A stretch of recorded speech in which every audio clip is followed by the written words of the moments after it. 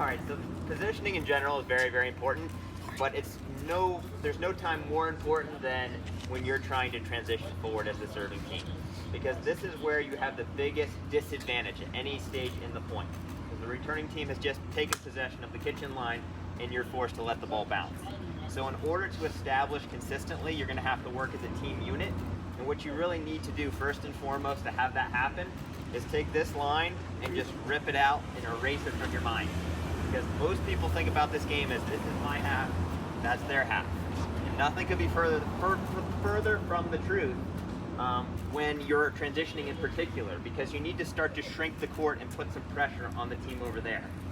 Now the first thing is where the return lands, because where my partner is positioned relative to me depends on where I'm going to be making contact with the ball.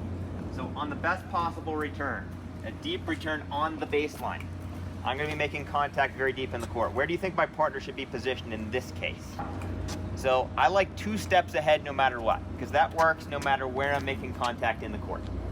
Because if I'm going to hit a bad third, Lee's still able to play defense from here. And this is really why the 2 steps ahead works really well. It gives you flexibility to where if I hit something bad, we're in position, but if I hit something good, she's also able to capitalize on it.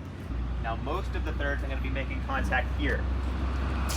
Now 2 steps ahead works really well, but there's another component to this and a lot of people forget. They need to be looking back a little bit out of their peripheral to see what is about to happen. Because if I hit a really bad shot high, she needs to know that so she can shift back and play defense. Now if I hit a very good shot, the opposite is true. She's going to go all the way up. I like to mention the in-between shot because a lot of people are not really sure what to do. So if I'm making contact here, she's 2 steps ahead. And if I hit a drop like this, probably not the best drop I've ever hit, but not the worst either. What does Lee do in that case? Probably just hold her ground. Because we don't want to retreat all the way, because if we're in the mindset of wait for the perfect ball, we're not going to establish nearly enough. Now let's talk about the offensive scenario, because instead of just moving forward, so go ahead, I need to start to shrink the court. Assuming that we got the ball low into the kitchen, now they have a ball in their shoelaces, and who do they want to attack, and where do they want to get rid of the ball? To a big part of the court, right? So take away that part of the court by taking a step here.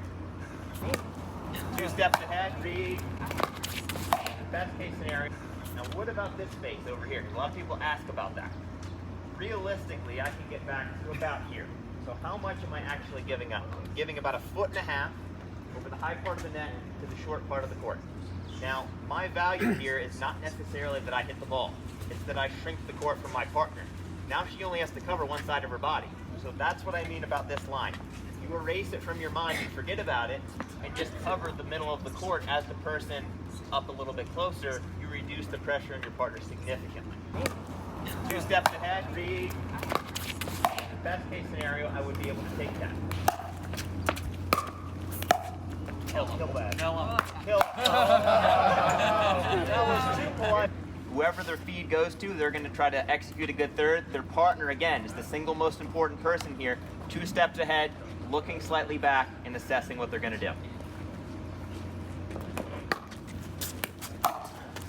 Oh, that was a beautiful third. Yes. Oh!